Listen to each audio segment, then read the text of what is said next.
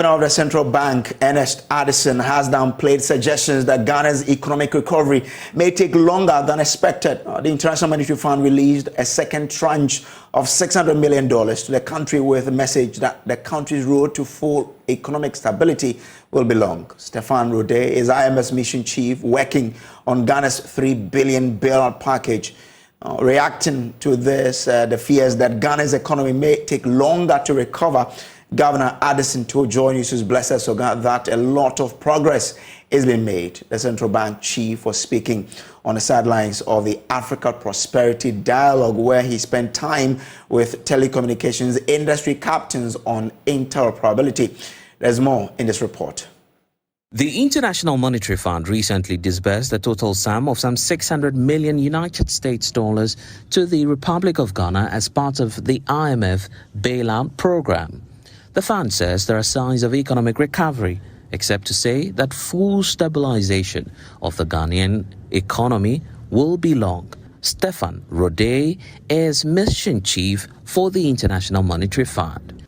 Importantly, despite a difficult economic environment, the authorities' reforms are bearing fruit. The government of Ghana is also making progress on its debt restructuring. The domestic debt exchange was completed last year, and an agreement was recently struck between the government and its official bilateral creditors. Notwithstanding the progress made in recent months, the road to full stabilization and recovery will be long. Addressing remaining challenges will require determination and steadfast policy and reform implementation. Given the impact of the global economic meltdown on African economies, the 2024 African Prosperity Dialogues is focusing on exploring ways by which prosperity could be delivered to the African continent, including countries such as Ghana. After engagements today, Governor of the Central Bank, Dr. Ernest Addison, reacted to concerns that the Ghanaian economy may take longer to recover. No, I think it was a very useful platform, hearing from the operators in the market and some of the difficulties that they are facing. It's a very useful dialogue. Thank you. Says the cash has arrived. There's a long way to recovery. What's your final one? A long way to recovery. Is that what you heard? That's what they say. Well, I think we are making a lot of progress. That's all I can say. Thank you. Over the next 3 days, actors from across the African continent are converged here at the Africa Prosperity Dialogue 2024. The message is simple, that Africa needs to trade amongst itself and to boost production for development. The first pillar is the private sector strengthening, including SMEs, women and youth. I need to empower our majority of the African private sector. The small and medium enterprises, the women entrepreneurs, the cross-border traders, all those are, because the private sector is not homogeneous. How we do this? We need an enabling environment, and what we need is the political will. How we reduce corporate taxes, how we promote incentives for investment from African investment, and finance is to have at least 40% of all government procurement goes to African private sector, including SMEs, women and youth. But if we look at the bigger scale, indeed, we are not getting what we are supposed to do, which is kind of normal. We are not processing till the end product. And chocolate needs cocoa and butter. So most of these key things are being now processed a little bit more here, but this is the part where there are more value. So it's normal that we represent so small, and this is exactly the work we are doing by promoting through this dialogue today, through the African Union, to really promote more and more key values that will come out of cocoa. Blessed Sugan reporting for JoyNews, Peduase Presidential Lodge, Eastern Region. Now, pressure is mounting on the Ghana Armed Forces to court-martial and dismiss officers found to have brutalized residents of Ashaiman. It comes after JoyNews secured an exclusive copy of a Defense and Interior Committee report in which both the Defense Minister and Chief of Defense Staff admitted to excesses by the military. We have more for you from that report shortly, but first listen to the MP for Ashaiman. He demanded that the military officers involved should be identified and punished according to the law. The leadership, they said and they claimed there were excesses. Let's get some legal perspectives on this matter. We're joined by via Zoom by lawyer Samson Lardy Anyenini, who argues that it has taken too long for such a major urgent matter to be addressed. He joins us via Zoom now. Lawyer, I'm grateful for joining us. This issue demanded that the committee takes a time to do a good job, no? Look, in the democracy I expect to live in, where the Constitution is upheld, and our Constitution in Article 15 says that, and once again I repeat, that the things we say put in the Constitution, the supreme law of the land, particularly in Chapter 5, that is the Bill of Rights, are not for decorative purposes. The Constitution instructs that first, we are supposed to be equal because of the fact that we are human. And then it says also that the dignity of all persons shall be inviolable. You don't violate the dignity of a human being.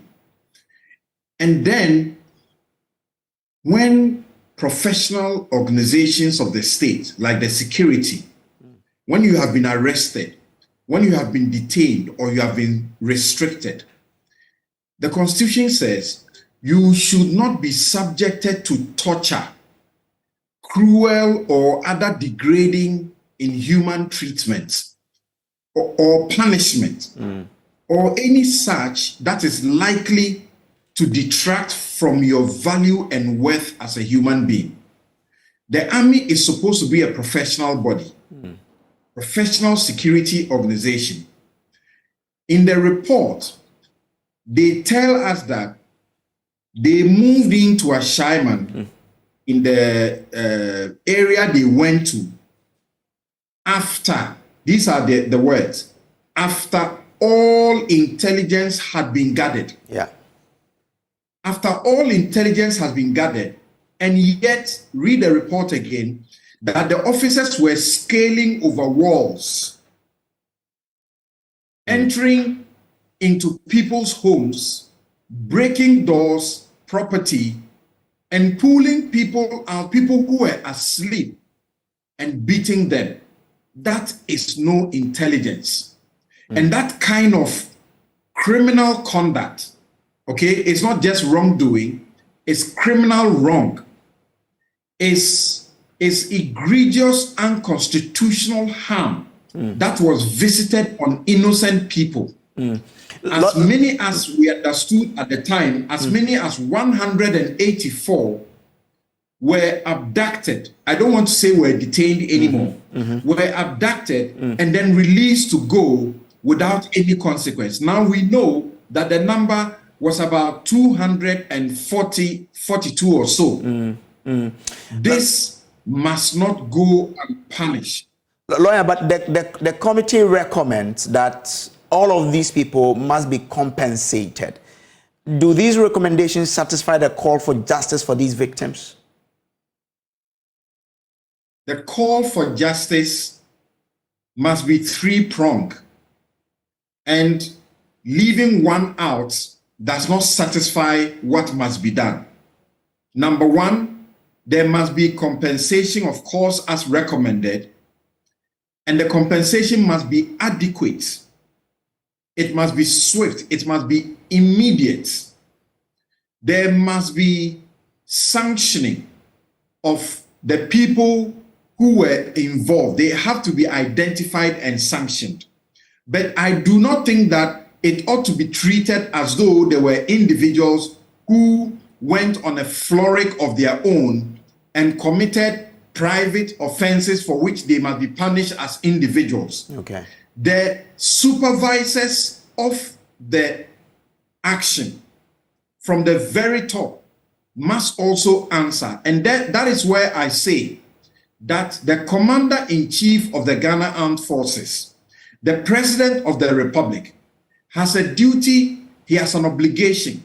He swore on an oath to uphold the Constitution and defend the rights of the citizens. He has an obligation to take an action, not only in mere words, take an action that makes a statement, a very bold statement, that this will not be repeated. And that action must accord to his oath that he swore. Okay. Now, I mean, there are compensations involved. How do these victims get access to these compensations, and what kind of form should they take? So I hope and pray that they have actually accounted for all the victims involved, because I know that those who were documenting the situation of the victims, particularly the Oliver Bakavomawa group, who mobilized a group of lawyers to go there and try to document the circumstances of the individuals, they are supposed to run in excess of 200. So it's not 242 from what we understood. So they must be properly documented adequately, and the compensation ought not be a difficult thing because they have been identified. Once they have been identified, including those led by lawyer Kumode, or the name again is there in the report, it shouldn't be a difficult thing. But if the state accepts and goes on to go about this, compensation in an adequate fashion, then I think there will be some level of satisfaction. But if the state does not, they have a course of action against the state, not to go look for individual military officers who, quote unquote, misconducted themselves, because we don't even know the instructions they went to the place with.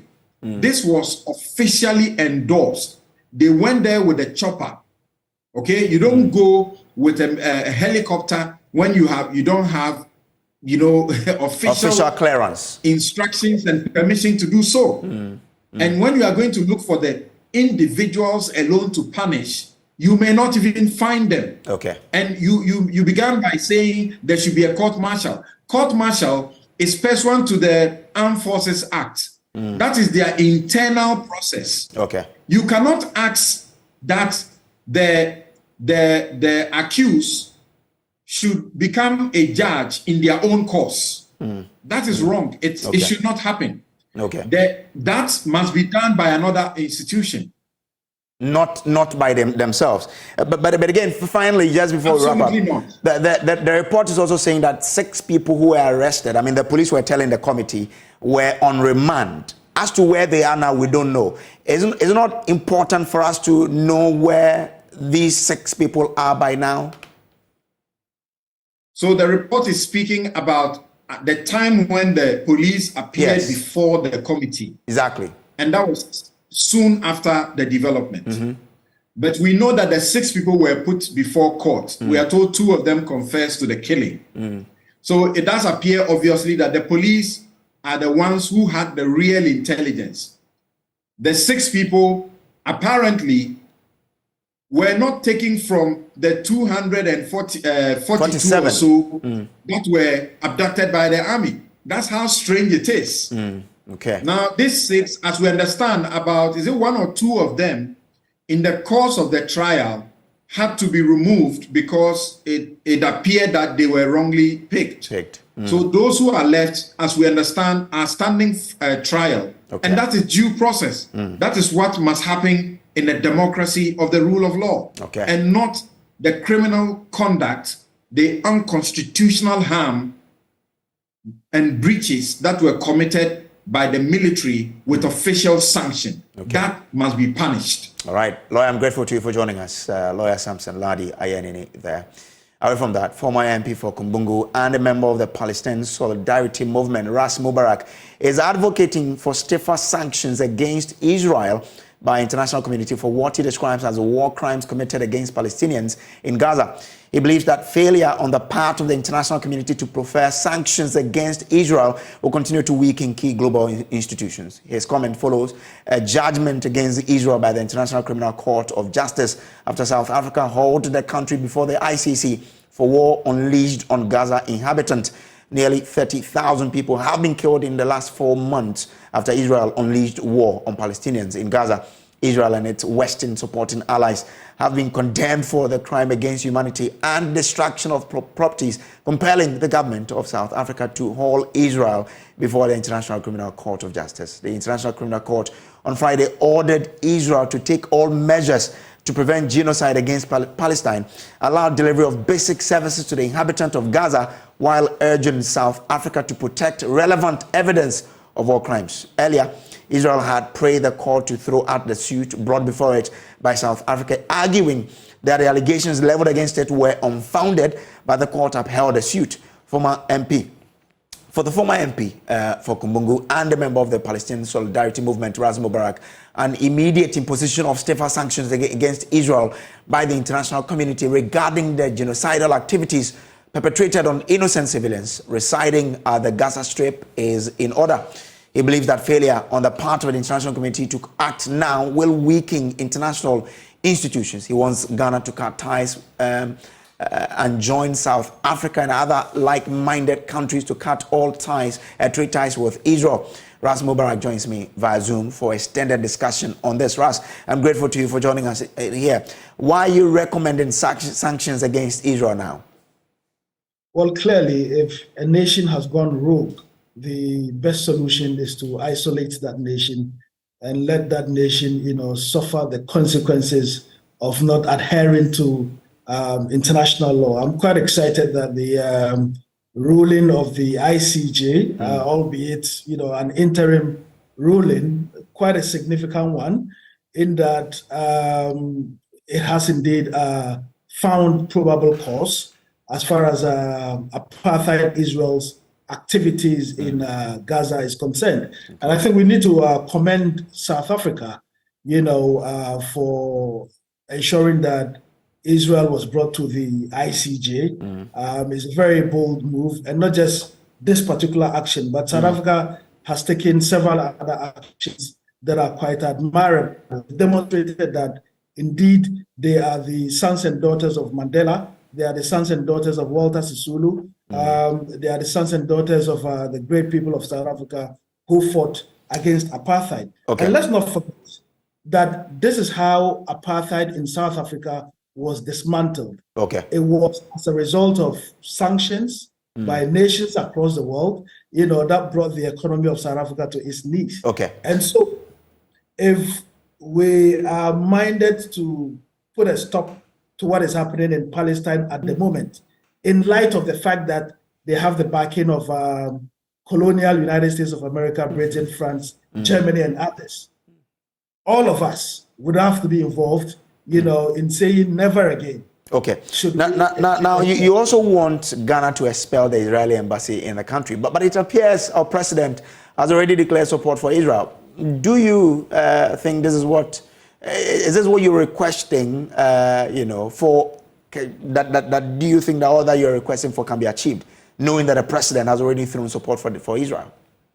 So the president's positions, as far vis-a-vis the Israeli issue is even contradictory, because at the UN level, we seem to be standing shoulder to shoulder with progressive nations across the world that are appalled. Okay. If you look at the voting pattern of Ghana at the UN in respect of the Palestinian issue, it's quite impressive. Okay. And I find it shocking that, the president would, somebody who's a lawyer, a human rights activist, a tireless one by all accounts, will lend a hand of support to a nation that has oppressed the people of Palestine for 75 years. This is nothing but colonization. This is nothing but racism, and we, the people of Africa, should not forget where we have come from. We have suffered slavery. We have suffered colonization. We have suffered neo-colonization. As we speak, we are experiencing cultural imperialism, and who better to stand with the oppressed people of Palestine than those of us in Africa who have endured and gone through all of these phases of racism. Okay. Grateful to you, Russ, for joining us here. Now, Minister for Food and Agriculture, Brian Ashaiman, says government's revised policy of planting for food and jobs has significantly yielded positive results already. The minister argues that in spite of high food inflation price of cereals, especially maize and rice, have drastically reduced or remained relatively stable on the market. Mr. Ashaiman says government strategy is to ramp up production under phase 2 of the Planting for Food and Jobs campaign. Aside creating jobs for some 500 young people, government says the policy will make Ghana secure in the next 5 years in food. The minister was speaking at the Africa Prosperity Dialogue. So under the plan of Planting for Food and Jobs, and every metric that we have developed tells us that indeed if we pursue the input credit system, we will be able to increase farmer incomes, produce for the market, and then produce to feed ourselves. Bernard, let me not end there. And that is just 50,000 young people.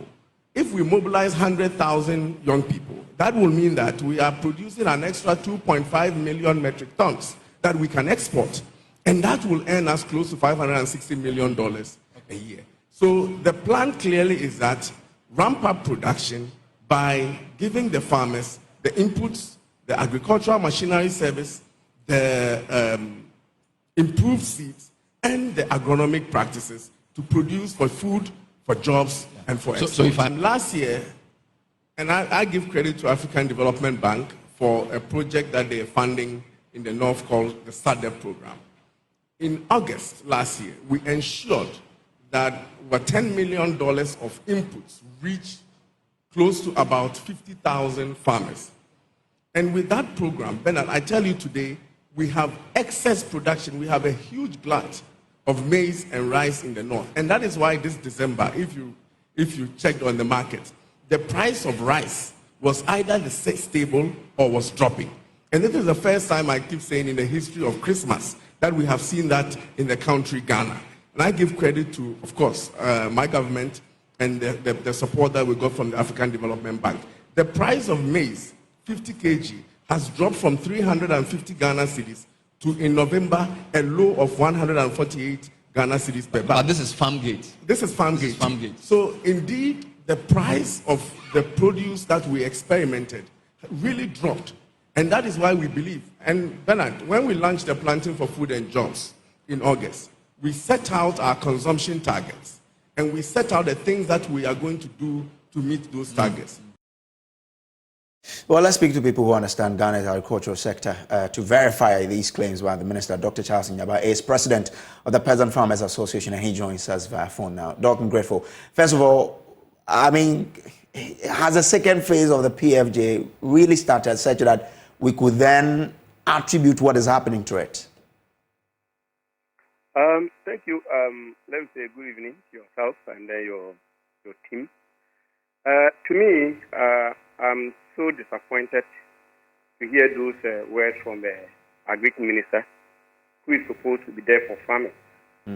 So if you're seeing prices dropping, whooping 50%, when you've never supported a farmer with any input, you are happy?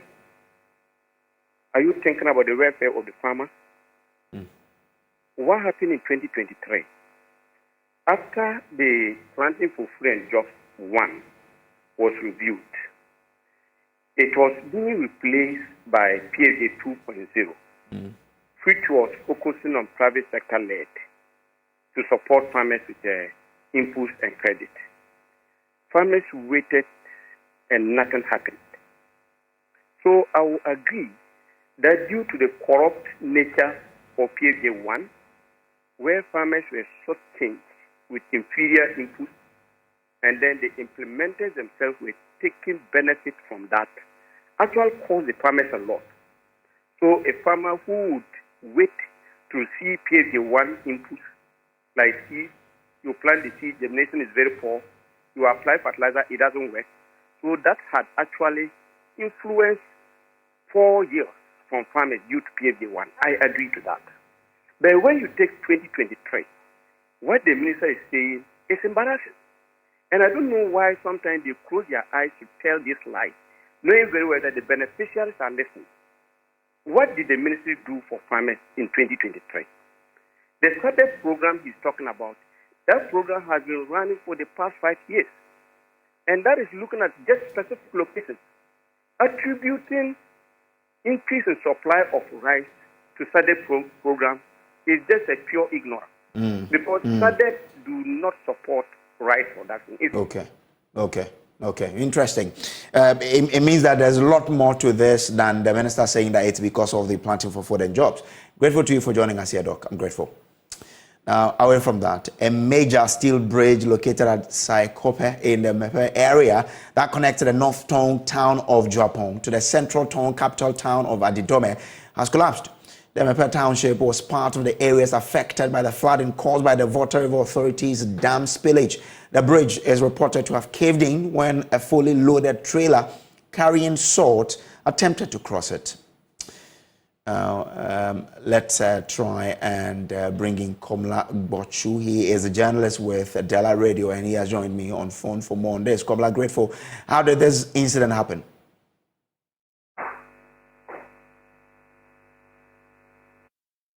Hi, Komla. If you can hear me, kindly unmute so we can hear what you're telling us. How did this happen? Yeah, very well. Good evening, my brother. Can you hear me now? Yes, clearly. Hello? I can clearly hear you, Komla. Go on. Hello? Komla, I can hear you from my side. You can hear me? Good. Yes, I can. Yeah, sure. Good. Let me use the opportunity to say good evening to your cherished viewers across the globe. We thank God for today. And I also want to say that Aiko, yes, just as you have alluded to, it is very true that yesterday at about 10 to 11 p.m., we've had a call from one of the community in Central Tongu called Saikope on the Adidome Joapom Road.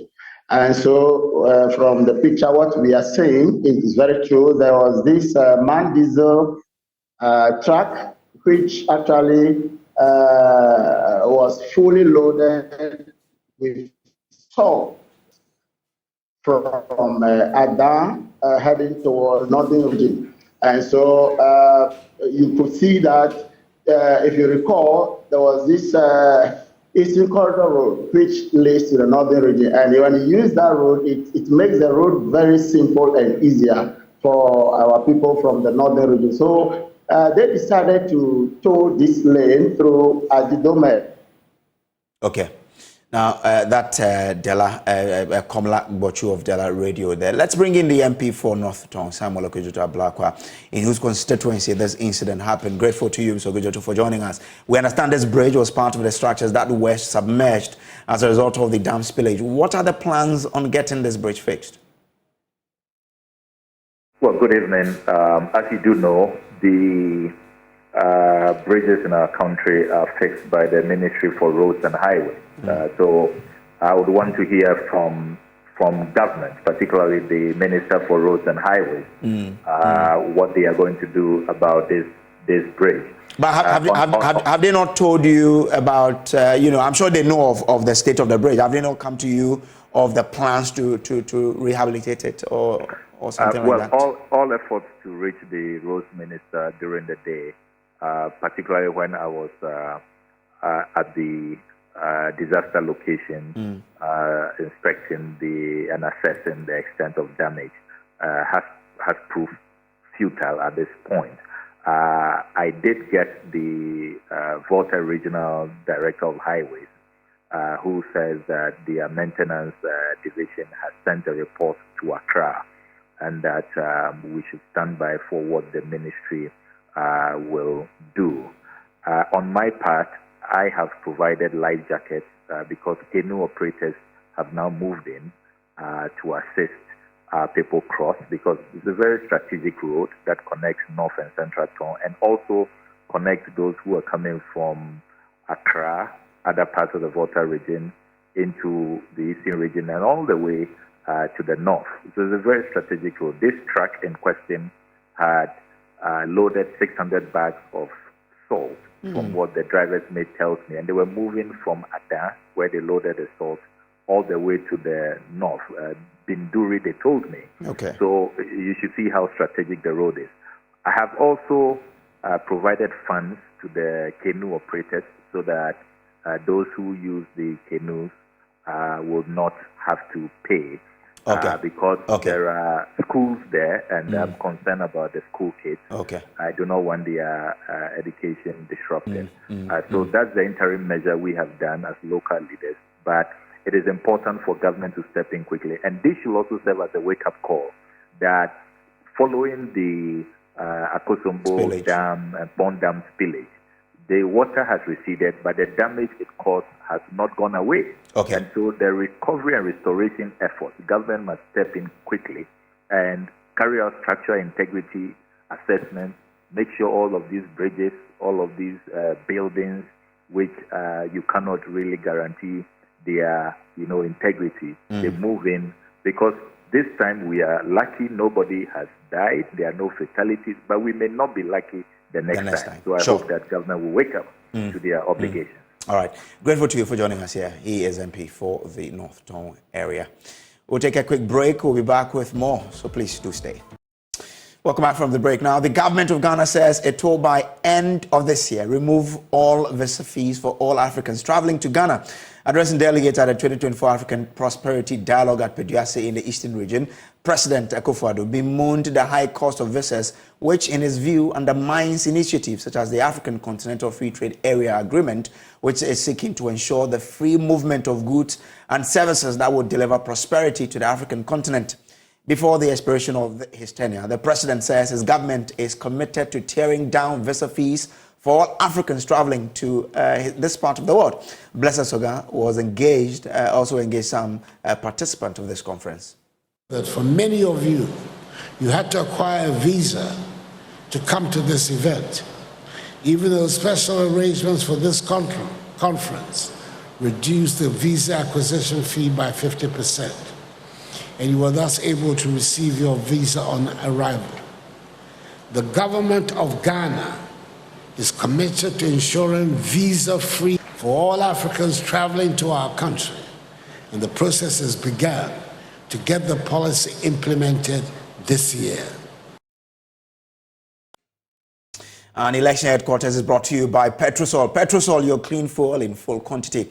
Now, thousands of new Patriotic Party delegates will go to polls in a few hours to elect some 133 parliamentary candidates ahead of the 2024 general elections. Details as the party remains optimistic that the delegate will do the right job. Remember that, we out of the total number of 373 aspirants who filed to contest the primaries, 29 are going unopposed. 11 have been disqualified. This brings it to total 326 parliamentary aspirants in the contest. Let's do a quick round of some constituencies on how things are unfolding ahead of tomorrow. And we'll begin from Adansi-Asokwa constituency, where over 40 polling station executives have declared their support for the incumbent MP, Katie Hammond. JoyNews' Emmanuel Bright Kweku has been at a press conference organized by the polling station executives and has come through with this report. The press conference was in reaction to an earlier protest against Katie Hammond by some aggrieved constituents who were unhappy with the MP's failure to drive development to the area.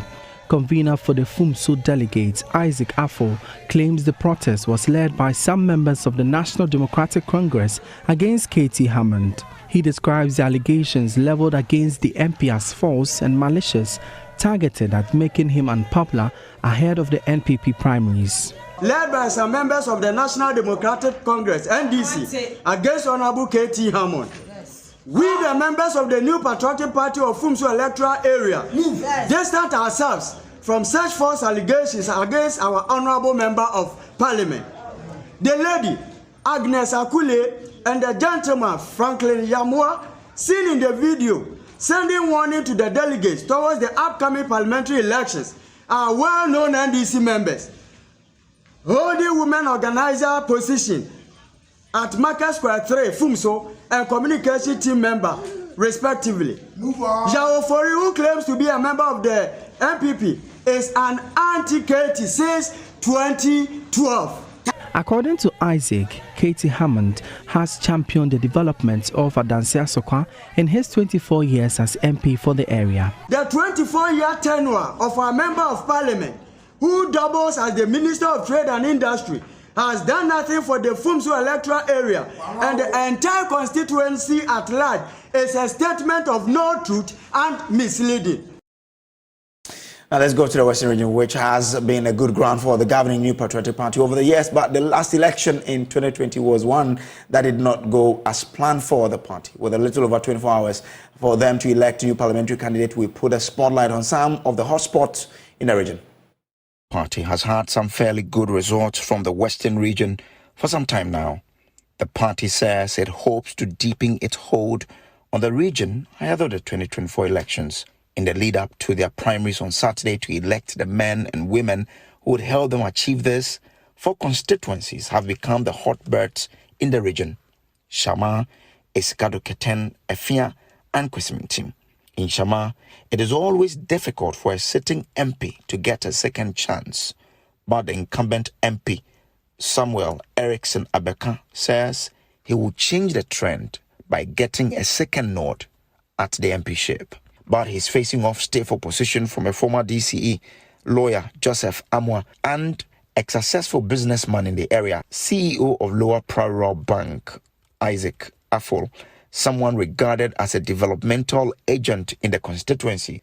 In the Esikado Keten constituency, the incumbent, Joe Gate, is not seeking re-election. Former Regional Secretary Charles Bisu is confident of winning the contest because, to him, he is the most experienced person to replace Joe Gate. What Honorable Joe Gate has done for this constituency, if you go to Parliament, out of the 10 best constituencies in Parliament, Esikado Keten is one of them. There's no doubt about it. Former Deputy Attorney General, Railways Minister, Second Deputy Speaker of Parliament. So the experience is enormous. So that seat, the seat Esikado Keten, cannot be joked with. Now, if you're taking somebody there, then you need somebody with experience. I'm not saying that I'm the better person because I do not downgrade people. But what I have done in the region, I managed 26 constituencies when we had 8 out of 26 seats. NEC had 18. As the regional secretary, I worked with the team. We are next 8 more. In my second term, I maintained majority for the MPP. So it means being a national council member with experience. I believe that I match that. And we are not going to start all over again for Esikado Keten. We need somebody with track record. And I did my work with results. And so we need to continue from where Joe Gate left off, and then also solidify the base of Esikado Keten in Parliament. And that's what I am seeking to do with the support of each and everyone here. But